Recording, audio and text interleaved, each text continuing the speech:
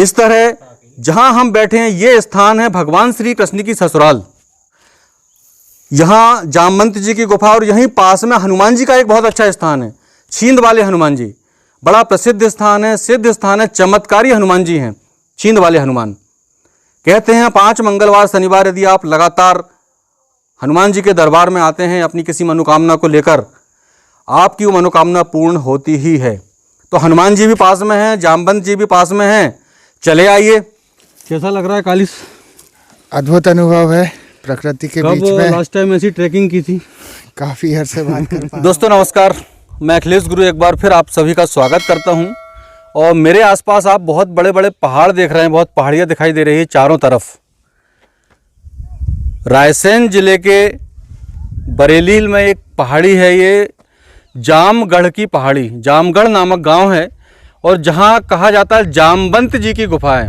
जामवंत जी वही जामवंत जी जिन्होंने हनुमान जी को उनकी शक्ति का एहसास कराया था।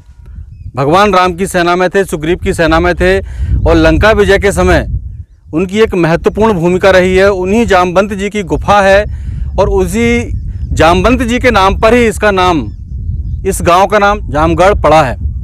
और मेरे साथ हैं, ये पीछे आप देख रहे हैं कालीस खड़े हुए हैं, उनके साथ हैं संजय जी और ये मनीष जी हमारे लोकल गाइड हैं, ये जामगढ़ के ही रहने वाले हैं। और पीछे एक भाई साहब खड़े हैं, ये भी जामगढ़ से हैं। भाई लोग मिलकर गाइड करेंगे और हमें जामगढ़ की जामवंत जी की गुफा तक पहुंचाने वाले हैं। तो हम चल रहे हैं इस खूबसूरत वादियों का दर्शन करते हुए जामगढ़ की गुफा, जामवंत जी की गुफा में।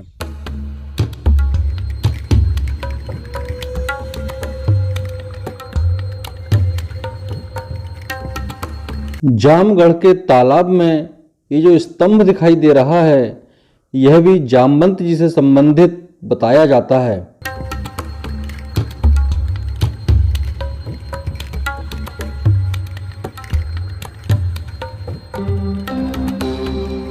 दोस्तों बहुत मज़ेदार ट्रैकिंग है और जामवंत और श्री कृष्ण जी की लड़ाई की कथा भी मैं आपको सुनाऊंगा, पौराणिक कथा। वीडियो पूरा देखिएगा। जामगढ़ स्थित है बरेली में, बरेली रायसेन जिले में आती है। रायसेन जिले मध्य प्रदेश का रायसेन जिला। और ये जो स्थान है ये लगभग 125 किलोमीटर दूर है भोपाल से।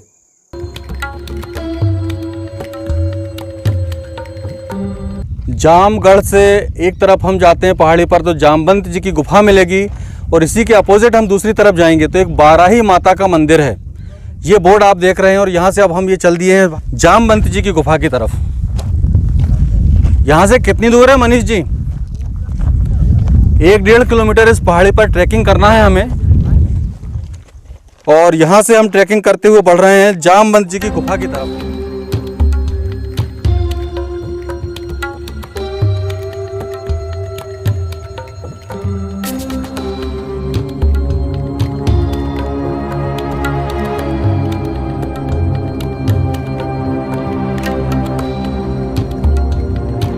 इस फेंसिंग के अंदर से वन विभाग का क्षेत्र प्रारंभ हो जाता है।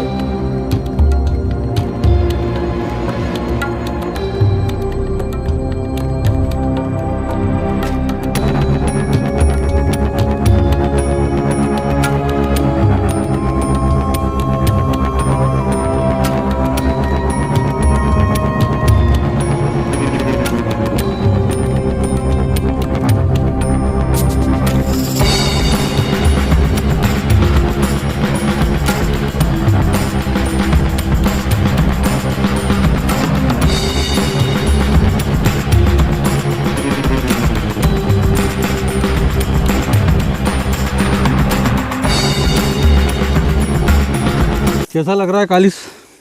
अद्भुत अनुभव है प्रकृति के बीच में। लास्ट टाइम ऐसी ट्रैकिंग की थी? काफी अरसे बात कर पा रहा हूँ। मजा आ रहा है पर हाँ, एडवेंचरस।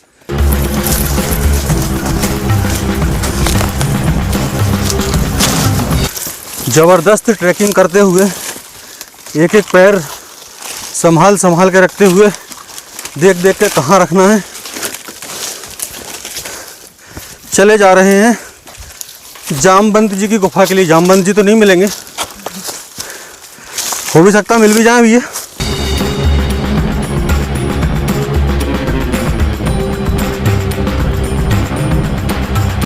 क्या कहते हैं संजय जी? बिल्कुल, काफ़ी दिनों बाद पता चल रहा है कि कितना स्टेमिना बचा है। लगभग पहुंच चुके हैं हम गुफा के करीब। वैसे समय तो ठंड का है, किंतु हम सब पसीने पसीने हो रहे हैं इस ट्रैकिंग के बाद। और अभी लगभग आधा रास्ता हम तय कर चुके हैं, आधा रास्ता और बचा है। इसी पहाड़ी पर इन्हीं झाड़ियों के, इन्हीं पत्थरों के बीच से चलते हुए जामबंद की पहाड़ी पर। ये पहाड़ जो अभी दूर से दिखाई दे रहा था हमें, इसकी तलहटी में हम आ चुके हैं।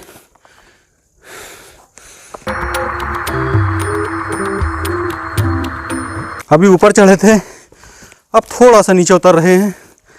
हमारे राम सिंह भाई और मनीष जी के गाइडेंस में आगे बढ़ते जा रहे हैं। फिर ऊपर चढ़ना है, बस आ ही गए हैं जैसा राम सिंह कह रहे हैं।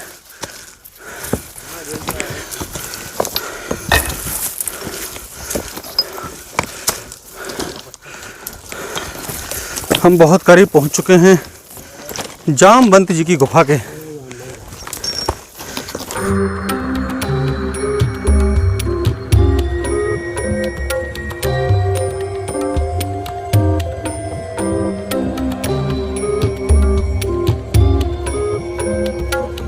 ये जो सामने दिखाई दे रही है, यही है जामवंत जी की गुफा।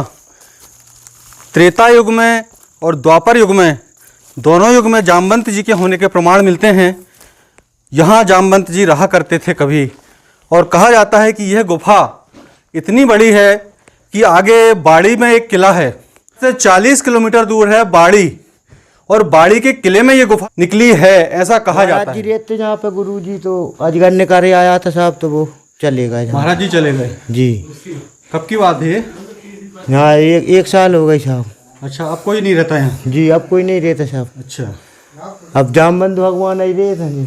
जामवंत जी रहते हैं? जी, बढ़िया बढ़िया।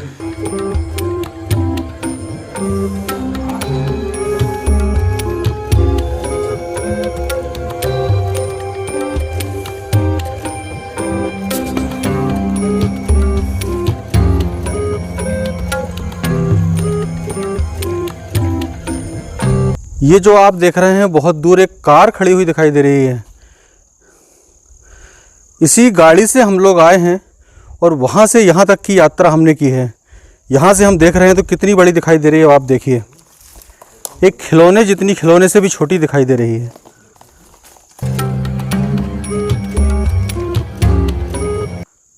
दोस्तों, मैं आपको बताता हूँ कि जामवंत जी की गुफा की क्या कथा आती है, पौराणिक कथा। यहाँ जामवंत जी निवास किया करते थे अपनी पुत्री के साथ। और जामवंत जी को बड़ा घमंड हो गया था त्रेता युग में। घमंड किस बात का हो गया था कि मुझसे बढ़कर शक्तिशाली इस दुनिया में, इस पृथ्वी पर, इस ब्रह्मांड में कोई भी नहीं है। तो उन्होंने एक बार भगवान राम को चुनौती दी युद्ध लड़ने के लिए। भगवान राम ने कहा, तुम्हें इंतजार करना पड़ेगा, मैं द्वापर में आऊँगा कृष्ण बनकर, तब मैं तुम्हारी इस अभिलाषा को पूरा करूँगा। ये तो हुई जामवंत जी की बात, तो वो इंतजार कर रहे थे यहाँ गुफा में रहकर। अब भगवान कृष्ण यहाँ कैसे पहुँचे? भगवान कृष्ण के दरबार में एक सत्राजित नाम के यादव सरदार थे, जो सूर्य के बड़े भक्त थे। सूर्य की गहन तपस्या की और भगवान सूर्य ने प्रसन्न होकर उन्हें श्यांतक मणि नाम की एक मणि दी थी। उस मणि की विशेषता थी कि वो मणि प्रतिदिन अपने भार से 8 गुना सोना देती थी। एक बार वो मणि पहनकर सभा में जब पहुँचे तो बिल्कुल चारों तरफ उजाला जैसा छा गया, सूर्य आ गए हों ऐसा लगा। सभी ने कहा, अरे लगता है साक्षात सूर्य देव यहाँ आ गए हैं। भगवान कृष्ण ने कहा, नहीं, ये सत्राजित हैं और भगवान सूर्य की दी हुई मणि इनके पास है। भगवान कृष्ण की इच्छा थी कि सत्राजित मणि उन्हें दे दें, किंतु सत्राजित ने मना कर दिया।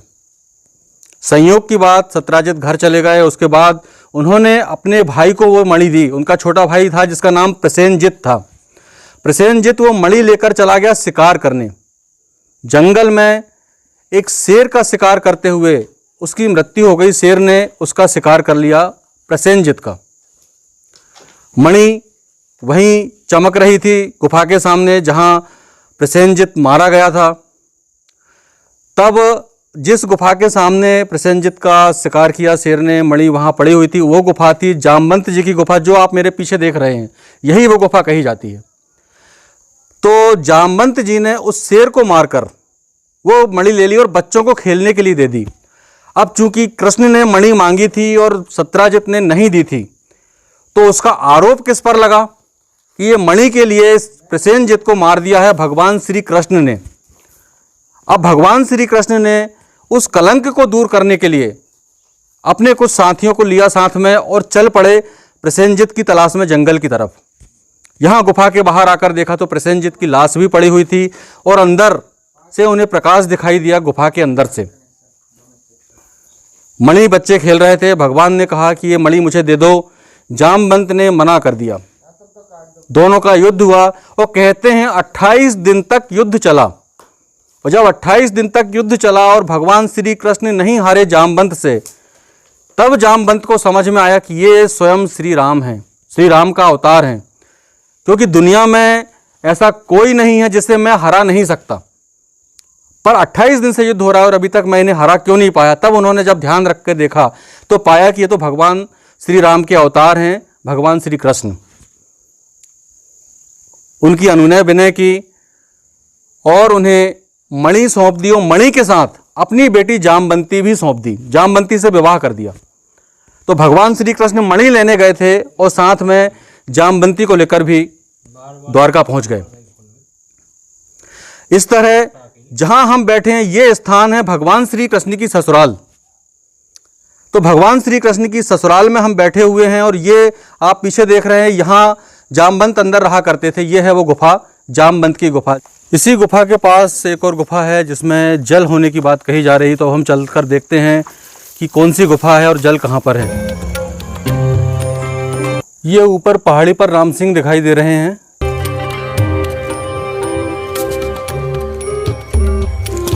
ये लोग ऊपर पहुंच गए हैं जहाँ से जल दिखाई दे रहा है। हम भी चल रहे हैं, जल को देखते हैं।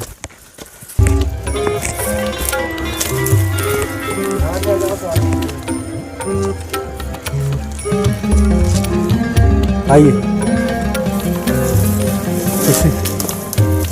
इसी रास्ते से मैं भी ऊपर जाऊंगा इन सभी लोगों के पास।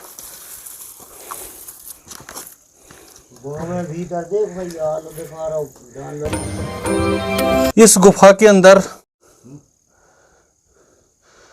यहाँ नीचे जल है, बहुत अंदर है।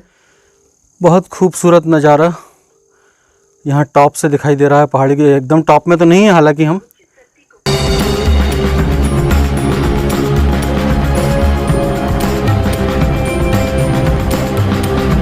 अभी इतना ऊपर और बाकी है जहाँ हम नहीं पहुँचे हैं।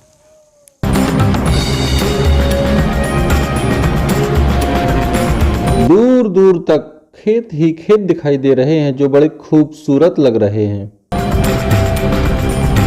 ये जानवर है सेई। हाँ, सेई का कांटा जो हम आपको भेंट प्रदान करना। अरे वाह, बहुत बहुत धन्यवाद आपको। यहाँ की निशानी रहेगी। बिल्कुल बिल्कुल, जामवंत जी की गुफा की निशानी सेई का कांटा। वीडियो कैसा लगा कमेंट करके बताइएगा। अच्छा लगे तो वीडियो को लाइक शेयर कीजिएगा। चैनल पर नए हो चैनल को सब्सक्राइब कर घंटी की बटन दबाइएगा। बहुत बहुत धन्यवाद।